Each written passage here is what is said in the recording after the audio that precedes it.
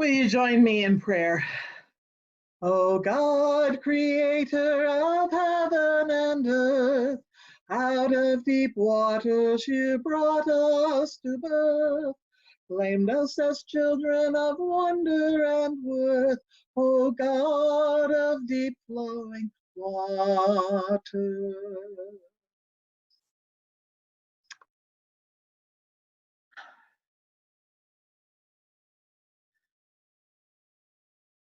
Just singing that, I'm remembering the passage from Isaiah that comes from, that tune is written for, about God being present with us in the midst of all our troubles, when the waters seem like they are overwhelming us, all of that. And it reminds me that these days are an awful lot like that. Days when we are feeling overwhelmed, when we are confused, and when we want to know why. And when we ask the question why and continue to ask, and in asking why, we also want to know who that we can blame, who we can blame. In the midst of the confusion and the heartache that we're experiencing in this time, in this quasi-dystopian time that we're living in this time when we look at each other and say, are we really just characters in a Stephen King novel? We ask why all of this is happening, why people are dying right and left, why this virus is so virulent, why, and then we want to blame. Because it's not good enough for us just to ask the question why. But we want to know who we can blame. We always do. There's got to be someone we can blame. The virus started in China. Let's blame the Chinese. And with that, then all other Asians. And let's subject them to not only ridicule, but beatings and the taking of their life, because people who are of Asian descent have been greatly harmed by us calling this a Chinese virus. Let's scapegoat them. Let's place the fault there, and then we can at least feel a little better knowing that there's a who out there, even if we don't know a why. So there, do you feel better? I doubt it. I don't. Let's blame then. Let's blame someone else. Let's blame the scientists who have been keeping things secret and who have been doing things and testing, and maybe they made this virus and all of that. And let's blame the politicians who are keeping supplies from us, and let's blame that scruffy neighborhood kid, you know, the one that goes out and never wears a mask and is always with his friends. Do you feel better? I doubt it. Let's blame someone. Let's make it all about us, about our cut and color. Yeah, it's been a while since the highlights have been put in, and it's being flat to my head so you can't see the gray. But let's make it all about our nails and the fact that I should have gotten a pedicure. I knew better. I should have gotten a pedicure before all this started. Let's make it about those things and dismiss the lives that are associated with those things. This is our life in the midst of the pandemic. This is our life in the midst of everything that is unknown for us. And let's face it, we do this because we're only human, and that's our life most of the time.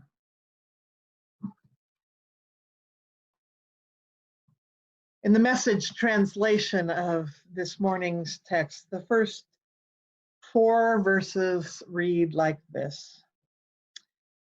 And this was the Bible that I had at hand last night when I was thinking more about this, and I thought you needed to hear this particular translation.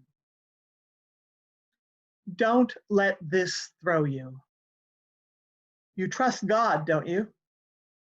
Trust me. There is plenty of room for you in my Father's home. If that weren't so, would I have told you that I'm on my way to get a room ready for you? And if I'm on my way to get your room ready, I'll come back and take you so you can live where I live. And you already know the road I'm taking. So you can live where I live. Living where Christ lives. This portion of scripture is found in John's Gospel after the Maundy Thursday reading. That reading we traditionally have with the washing of the feet, when Jesus proclaims that somebody sitting at the table is going to betray him, and that he gives that commandment to all of us to love one another. It's called oftentimes the prayerful discourse, and there are several chapters of this discourse that we find there. And one of the beautiful uses of the characteristics of Jesus is how in John's text, Jesus asks questions. In one of those post-resurrection passages there at the sea, after they've had that breakfast of fish and bread, Jesus turns to Peter and says, "Do you love me?" I can't help but read that passage and not think of Tevye in The Fiddler on the Roof. "Do you love me?" Yes, Goldie. And in this passage, Jesus asks, "Do you trust me? Do you trust God?" Take a deep breath. Take a deep breath. But I'm troubled, we say to Jesus. I'm troubled because I'm here in this house, because I've got cats who are running the house right now and making a racket. I'm so troubled. And Jesus says, take a breath. Do you trust me? But I'm worried. I go to bed worried. My mind doesn't want to shut off. I've tried all of the tricks. I've changed positions. I've done the deep breathing, all of that. I don't know where life is headed as we go about this. And Jesus says, do you trust me?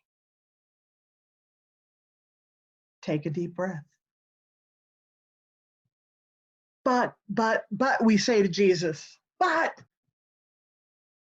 And Jesus says, breathe. Breathe, dear friends.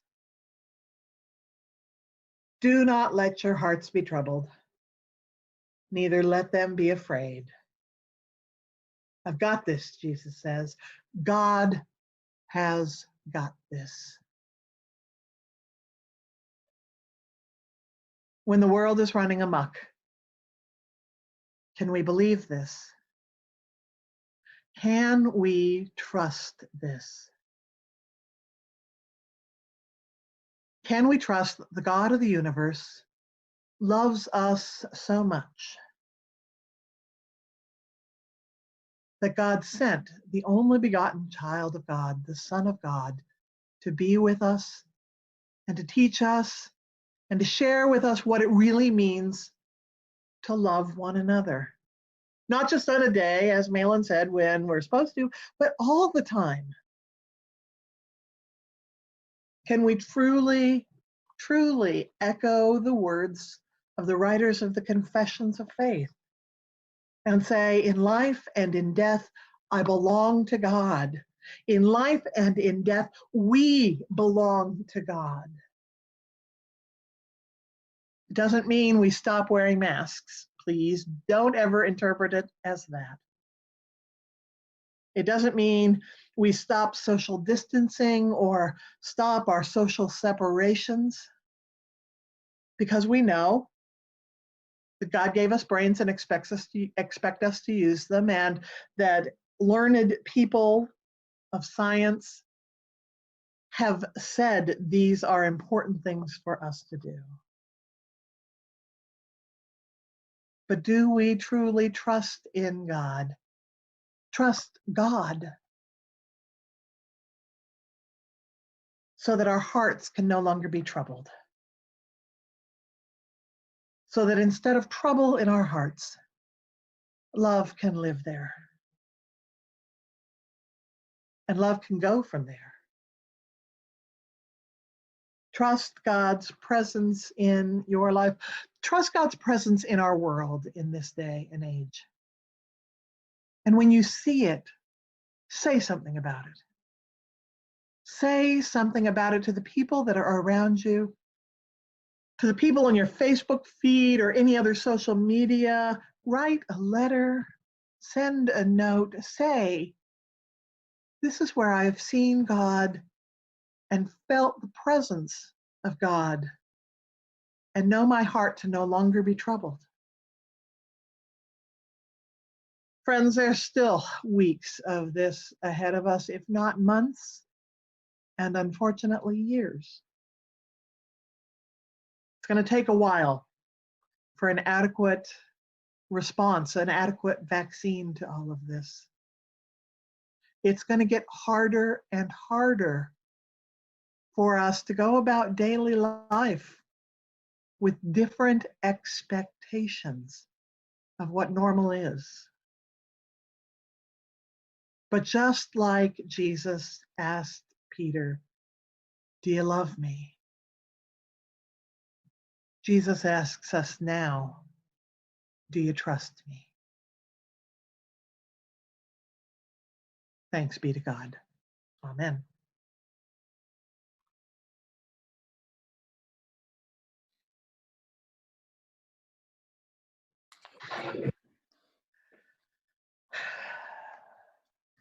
We are glad that everyone is here with us this morning, that you found us, and that you continue to find us, and all of that. It's certainly wonderful to see everybody's faces and to share in the joy of being together as we always do. In the information that you were emailed or mailed, there's stuff about things that are happening in the life and ministry of the church. And I know that we had a great afternoon last, Hello. oops, had a great afternoon last week with the crop walk, at the informal crop walk of the church. And I know that that we had a picture taken, and I hope that we can have that picture available to everyone, and so that we can see who was there and be able to celebrate that. I believe, Betty Dietz, that over $2,000 was collected. Certainly was, and I know there's more coming in. Wonderful. I'm glad it wasn't today. It would have been very cold to walk today. What a wonderful sunny springtime day we had, and there were 15 people. 12 of us walked, and 3 of us kept an eye on us and kept us in their prayers. And if anyone needed to get picked up, there was a car to do that, but that was not necessary. We had, yes, as of now, there was about $2,200, and I know that there was more coming in and we know where that goes. That crop walk is one of the many, many missions that shows us that we are the church together all around the world, and the monies that we give are a token of that. We trust that the financial side of the crop walk is one that we trust will be used for the needs of the people in the world. Yep, wonderful. And we know that 75% of that goes on to national and international ministries that deal with hunger and hunger-related issues. Personally, when I was working with the crop walk in central Michigan in the Lansing area, I had the opportunity to go with a group of other leaders from Michigan down to Honduras and see firsthand where some of that money was being spent and meet partners there. And it's tremendously important. And then 25% of that stays local. And I believe that's going to our food bank, isn't it? Yes. Yep. So 25% of that will stay here locally for the food bank, which is in desperate need of things at this point in time. So we rejoice in that. We know that we are continuing to collect for blankets. And those information on that, since Mickey is not with us this morning, Betty? Yes, I think I've already deposited over $800. I will make that report because we're allowing for the blanket money to come in, I think, through. I think it was the end of the month. I think maybe the end of the month, but that the amount of that will come once we hear from Mickey is keeping good track of that, yes. Good, and the blankets are $15.25? At 10 and 15. Yes. The $15 ones are the heavier weight. The $10 ones are for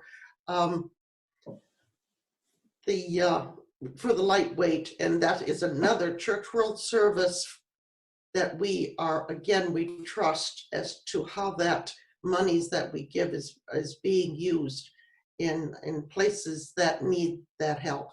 Mm-hmm. Yes, and we know that many of those blankets will go to national and international disaster places, especially with the earthquakes that they have had in Puerto Rico. Again, Church World Service as well as Presbyterian Disaster Assistance are there helping out, and so that's a wonderful, wonderful piece of things. Mm-hmm. Are there other announcements to make? I have a couple more mission things, if I can. Please do. Okay. Again, we are a church. We are part of the large church, and we are a mission-minded church when we know when we do take offerings or when we can sign up for something like the crop walk, we come alive. We are eager to be a part of that. And our one great hour of sharing this year brought in over $846. That is amazing. We know how, again, this goes through the national church, and that one great hour of sharing is used in so many necessary ways. And we have already come into the Pentecost season. And I haven't found anything that has come to the office yet on information, but I do know that last year, our congregation raised $774 for the Pentecost offering, and I'm going to challenge us as a congregation to maybe raise that to $800 this year. Pentecost supports young people in the church with wide efforts to inspire them to share their faith.